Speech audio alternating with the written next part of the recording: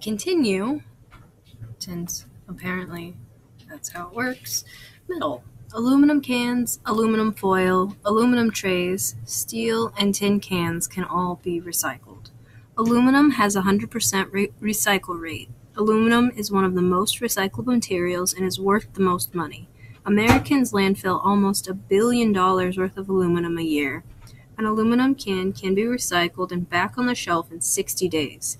There is no limit to how many times aluminum can be recycled. It is considered a self-sustaining metal.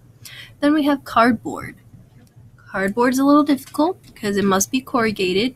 Most institutions like it to be flattened so it doesn't get stuck in the bins or in the machines. Next we have miscellaneous. These are things specific to the office that can be recycled if you have the correct buyer. Toner and ink cartridges can be recycled. Fluorescent light bulbs and computers can be recycled. TVs, desktop printers, computer peripherals, fax machines, phones, and major appliances can all be recycled. But like I said, you have to get a hold of a specific manufacturer.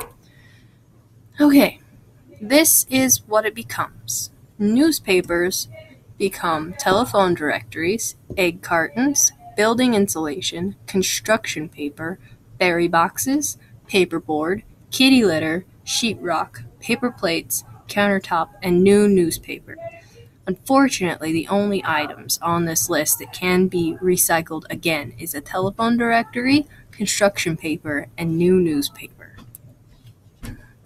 Plastic beverage bottles become carpet, backpacks, polar fleece, sleeping bags, and ski jacket insulation. Plastic milk and juice bottles can become plastic lumber, such as you see here, play sets for children, and new bottles. Plastic detergent bottles can become buckets, containers, frisbees, or stadium seating. So, what can't be recycled? Well, most recyclers don't take plastic bags. You have to actually take those to the grocery store. They also don't take styrofoam, and they don't take trash. They don't take Pyrex, glass cookware, or ceramic. They don't take food scraps, or motor oil containers or filters because it's considered hazardous waste. They don't take yard waste. They don't take garden hoses. No clothing and textiles, and no light bulbs. They also don't take diapers.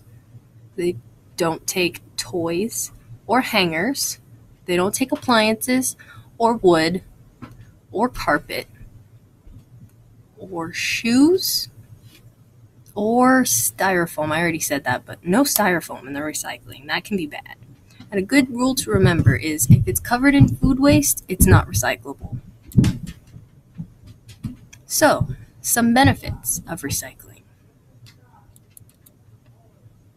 It reduces the pollution due to the reduced need to harvest new materials. We've kind of already been over that. It saves energy and money.